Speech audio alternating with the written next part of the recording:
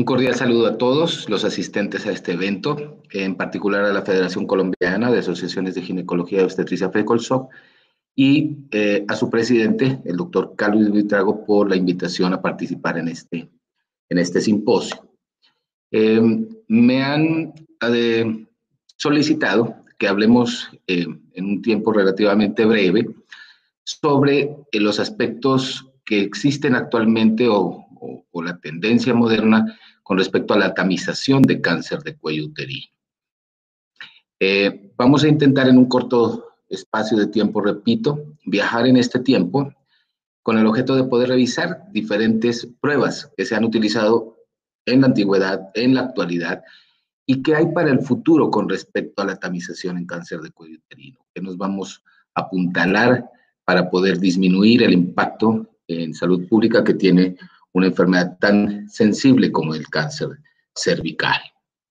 Para ello tenemos que, por supuesto, aterrizarnos en los conceptos en los aspectos del tamizaje, que es, y dentro de esto, los fundamentos del tamizaje cervical y el valor de la citología, es decir, primero saber qué es el tamizaje, cuáles van a ser los objetivos desde el punto de salud pública, cuál es la función del tamizaje cervical en sí, cómo se detecta ese cáncer, y dentro de los aspectos clínicos del tamizaje cervical y el papel que va a tener a futuro, particularmente las pruebas de BPH, la logística a examinar, es decir, nosotros tenemos que tener claro a quién vamos a examinar, cómo lo vamos a examinar, con qué frecuencia lo vamos a examinar.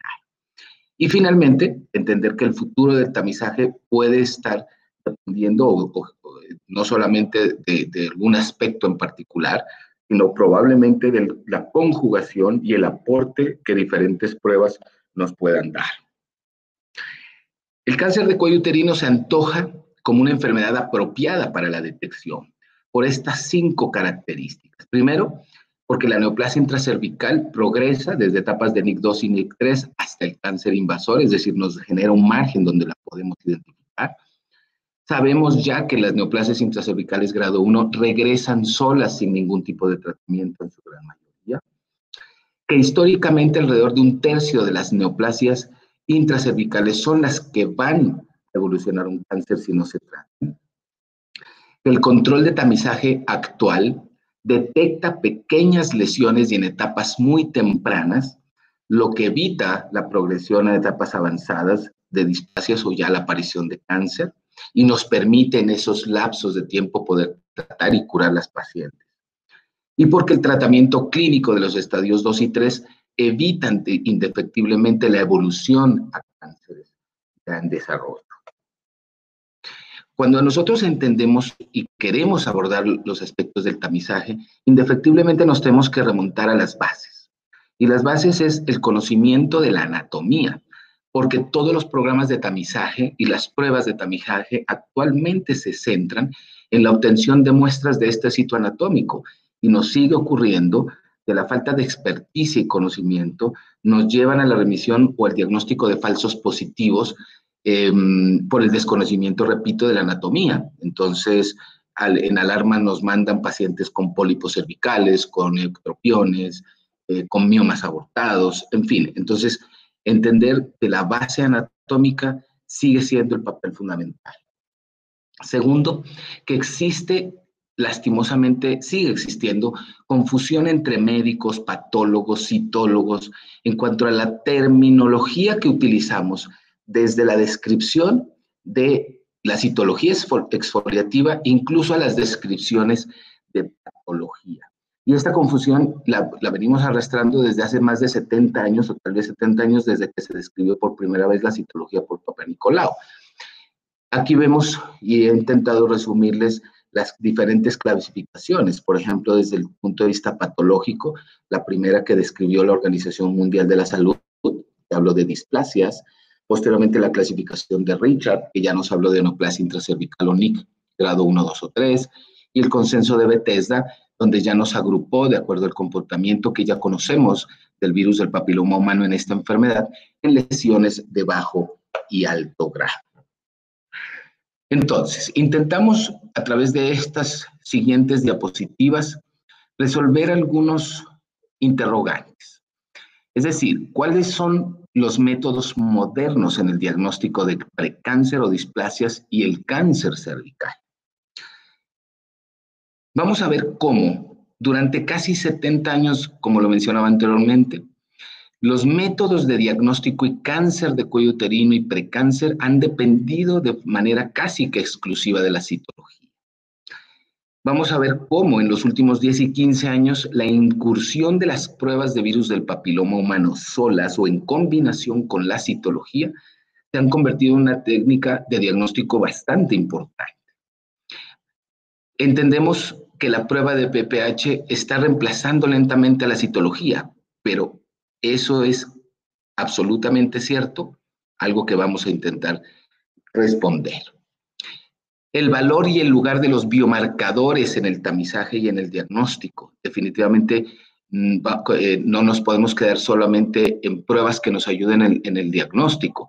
También tenemos algunas circunstancias clínicas que necesitamos de algunos elementos o herramientas que nos permitan tamización, conocer el estado de la enfermedad o de la displasia, la respuesta a diferentes métodos de tratamiento. De ahí que probablemente bien llamamos en este momento, en el ahora, que los biomarcadores probablemente a futuro van a ser esa respuesta en la utilidad. Entonces, analizamos que la prueba de Papa Nicolau es buena.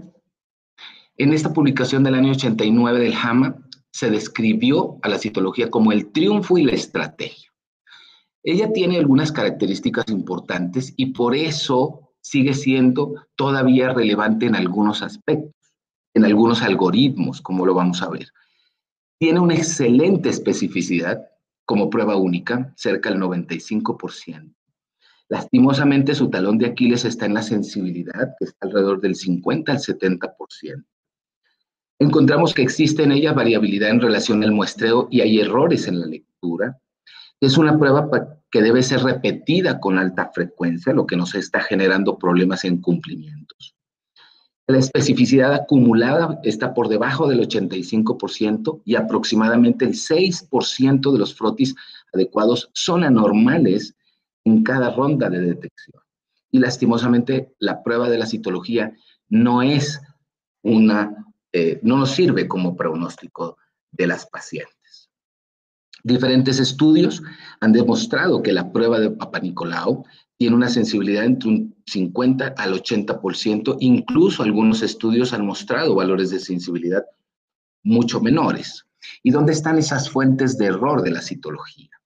Cerca de un tercio de esos falsos negativos están atribuibles a errores en la detección y en la interpretación. Es decir, encontramos células anormales que son pasadas por alto por el citólogo, encontramos células clasificadas incorrectamente, y las dos terceras partes de los falsos negativos están representados por errores en el muestreo y la preparación, es decir, células no recogidas en el dispositivo de muestreo, células que se recolectan que no son transferidas al portaobjetos y la mala conservación de los mismos. Entonces, entendemos que la citología sí tiene una muy buena especificidad, tenemos una dificultad en su sensibilidad y ahí existen unas fuentes de errores.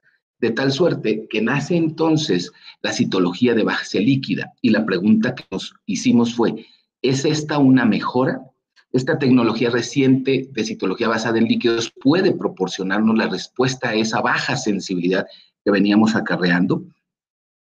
Aquí ustedes pueden ver dos imágenes, la primera de mano izquierda, es una imagen de una citología convencional, donde vemos que la imagen está ensuciada por la presencia de sangre, moco, y a la mano derecha vemos la imagen de una citología líquida donde todos esos artefactos han sido eliminados y, por supuesto, permite una lectura, una imagen mucho más limpia para su lectura. En ese orden de ideas, entonces, la pregunta que atañeo fue si la prueba de citología en base líquida era mejor que la convencional. Este metaanálisis concluyó que la citología cervical en base líquida no era más sensible, ni más específica para la detección de neoplasia intercervical de alto grado comparada con la citología convencional. Entonces, nos preguntamos entonces, ¿la citología en base líquida tiene algún beneficio? Pues claro, por supuesto que los tiene, porque el número de muestras demostró que el número de muestras inadecuadas las pudimos reducir hasta en un 9%, que hay menos frotis inadecuados y ahora son más fáciles para el citólogo o el patólogo leerlos. Reduce el nivel de ansiedad de las mujeres porque obviamente necesitan menos pruebas repetidas. Se pueden realizar en esas muestras hoy en día pruebas de BPH, de detección de BPH y otros biomarcadores, incluso en algunas infecciones de transmisión sexual. Y la experiencia en estos últimos años de la práctica de citología en base líquida también nos ha permitido mostrar el ahorro en costos a los diferentes sistemas de salud. Muy bien, entonces, si la citología convencional tiene problemas, incluso la citología base líquida no fue la respuesta que se esperaba. Entonces, se necesitó una tecnología mucho mejor para el tamizaje. Y es aquí donde encontramos el advenimiento de las pruebas de BPH.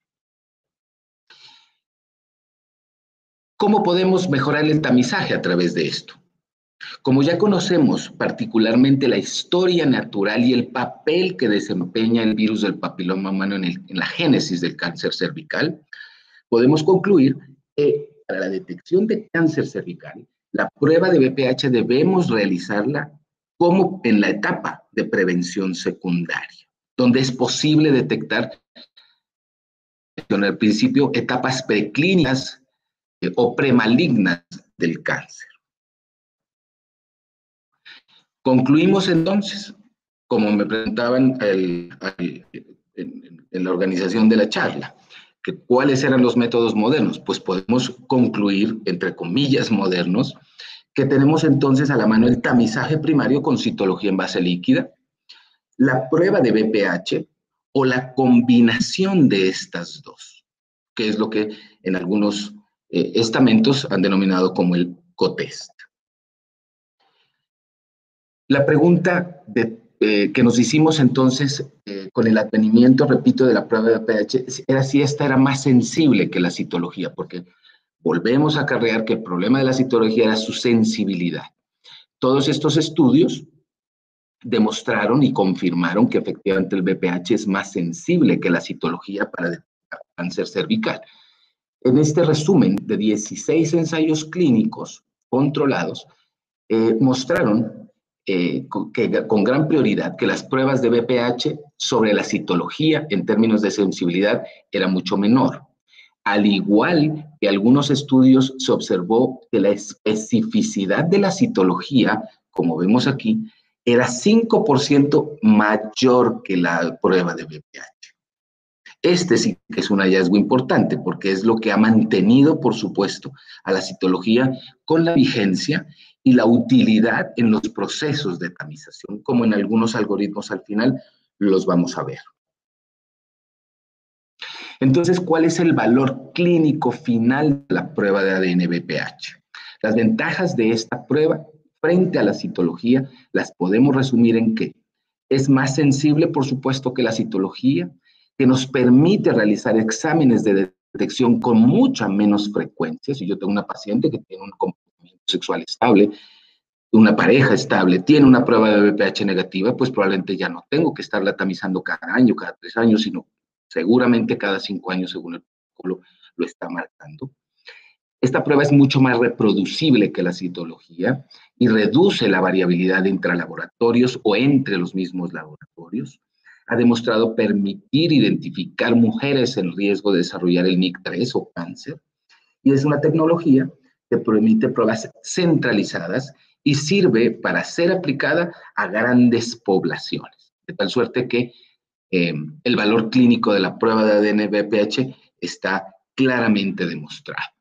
Pero podemos entonces concluir que si bien la prueba de ADN BPH tiene un valor importante, nosotros pretendíamos que existieran también o minimizar aquellos pequeños factores que se quedaban en el tintero, como era la limitación que existe entre las usuarias en ir a tomarse la muestra. Entonces nace el automuestreo, la autotoma, es decir, algunos, como vemos aquí, algunos kits y formas que le permite a la paciente en la intimidad de su hogar y personal tomarse la muestra. Y se ha encontrado que las muestras recolectadas con este tipo de autotomas son muy aceptables en términos de sensibilidad y especificidad para el diagnóstico de este tipo de neoplasias. Incluso existen estudios en desarrollo utilizando los tampones vaginales que han demostrado que este dispositivo en Estados Unidos ha sido útil en la detección del virus del papiloma humano. Y para no ir muy lejos, en el año 2018, en esta publicación de la Revista Colombiana de Ginecobstetricia, con la autoría del doctor Jairo Bonilla, concluyeron que las muestras vaginales recolectadas por autotoma usando dispositivos de almacenamiento eran suficientemente confiables para la detección de displasia cervical. Entonces, en general, en este momento podemos concluir que esas autotomas son fiables para la detección de virus del papiloma, que es una prueba que aumenta la participación de las mujeres que normalmente no acuden a las citas programadas. Resultó ser especialmente relevante en tiempos actuales de la pandemia. Podría ser útil incluso para la detección de biomarcadores de otros cánceres ginecológicos. Y dado que es sensible, pues obviamente está contribuyendo a la disminución de la incidencia de cáncer cérvico-uterino. Muy bien. Entonces, ¿cuál va a ser el papel de la citología futuro en relación a la prueba de BPH? Si hemos dicho que la citología, su sensibilidad es baja. Se ha demostrado que la detección primaria de BPH sí es superior a la citología exfoliativa en prácticamente todos los estudios. Sin embargo, una prueba de detección primaria de BPH, pero no una citología única, reduce tanto los cánceres avanzados como la mortalidad. Se concluyó que el tamizaje basado en BPH es significativamente mucho más eficaz que la citología para prevenir cáncer. Y una prueba de BPH negativa excluye el ictus durante casi 6 años, con una mejor sensibilidad. Entonces, en Estados Unidos se intentó acopiar la realización de las dos pruebas para juntar tanto la sensibilidad de la prueba de BPH como la especificidad de la citología. Esta prueba se utilizó en Estados Unidos durante un muy buen tiempo, considerándose una estrategia definitivamente de alto impacto en las pruebas de tamización. En la práctica clínica, que es donde realmente nos interesa, se intentó tomar la prueba de BPH como el boom en el tamizaje, sin embargo, intentando incluso dejar un poco de lado la citología. En la práctica clínica que se dio posterior a esto, encontramos 3 aspectos donde es necesaria la tamización. En la detección, en el triaje de las pacientes, sobre todo cuando la citología muestra ASCUS mínimamente anormales o que no son concluyentes, y como pruebas de curación de la enfermedad. Entonces aquí es relevante señalar que la citología identifica a muchas mujeres con anomalías de bajo grado y el BPH se puede utilizar como una prueba asociada junto con la citología para identificar a las que son BPH negativas. El valor predictivo negativo de esas pruebas de BPH seleccionará a aquellas mujeres que no necesitan más investigaciones, más tamizajes, y que pueden ser derivadas a exámenes generales de rutina. Sin embargo, aquellas que son BPH positivas, pero citológicamente anormales, serán dirigidas a lo largo de un curso que implica ya el protocolo de identificación, ya de muestras tomadas a través de la colposcopia y la biopsia, y por supuesto los estudios de patología. Este es un algoritmo que utilizó tanto la citología como la prueba de BPH en el cáncer cervicuterino en Estados Unidos. Aquí se utilizó en este algoritmo también estadounidense la prueba de BPH como un método de detección principal. Sin embargo, los protocolos actuales mostraron la necesidad de una prueba secundaria de triaje en aquellos pacientes que eran BPH positivos, Por eso aquí la citología se utiliza para clasificar ya las lesiones de alto grado, entendiendo su alta especificidad. Y es prácticamente lo que estamos haciendo hoy en día. Los aspectos clínicamente problemáticos en el tamizaje primario son las pacientes que tienen resultados de pruebas de BPH positivas, pero su citología es negativa. Es decir, tienen una infección por virus de papiloma, pero no expresada a nivel histológico o celular. Y otra es las pacientes, porque este grupo tiene prácticamente un riesgo casi de 2 veces más de llegar a desarrollar cáncer en un futuro. Y están, por otro lado, los pacientes que tienen BPH persistente. Nosotros entendemos en el comportamiento clínico de la enfermedad, de la infección por BPH, que la gran mayoría de mujeres eliminarán el virus en el transcurso de 1 año y medio aproximadamente. De tal suerte que aquellos pacientes que se les hace prueba de BPH en subsecuente a un tratamiento o a un diagnóstico inicial y persisten en su infección, pues se nos consideran pacientes de alto riesgo y cuyo seguimiento requiere un protocolo mucho más estricto y específico, donde ya aquí la colposcopia, la genotipificación y los biomarcadores juegan un papel fundamental en este escala. Finalmente, nos preguntamos, entonces, ¿qué tanto la prueba de BPH reduce el cáncer cervical? El 37.8% de los cánceres tienen citología negativa, 1.5 a 6 años antes del diagnóstico.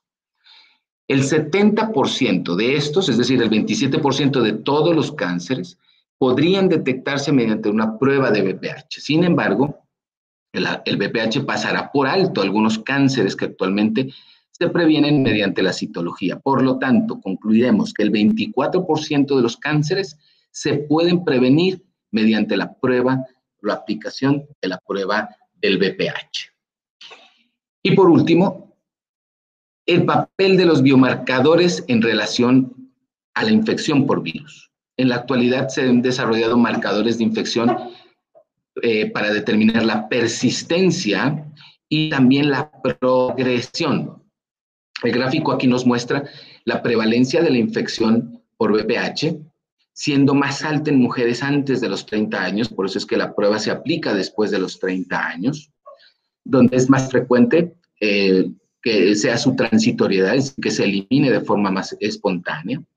Y miren que con el aumento de la edad, la tasa se reduce, pero las mujeres ya entran en un mayor riesgo de desarrollar lesiones displásicas o incluso cáncer.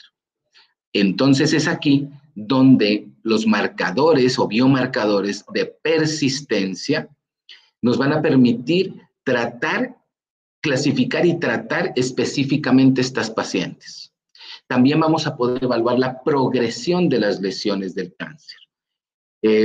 Como les mencionaba al principio, la evolución a un NIC2, a un NIC3 y a un cáncer es afortunadamente un proceso relativamente lento que nos permite entonces que la aplicabilidad de este tipo de biomarcadores nos sujeten específicamente al momento del proceso de evolución de esta paciente y el tamizaje sea finalmente el que esperamos. Creo que en general hemos dado en este muy corto tiempo un repaso, espero haber sido lo suficientemente claro. En conclusión, podemos decir que hemos evolucionado después de 70 años en este tipo de pruebas. La citología en base líquida le seguimos sacando provecho en lo que respecta a su especificidad, porque combinada con la prueba de BPH, como lo mostramos en los resultados, y los algoritmos validados a nivel internacional y nacional han reducido el impacto del desarrollo de neoplasias o lesiones displásicas en relación a la evolución del cáncer cervical. Les agradezco mucho por su atención y espero tengan un muy buen día. Gracias.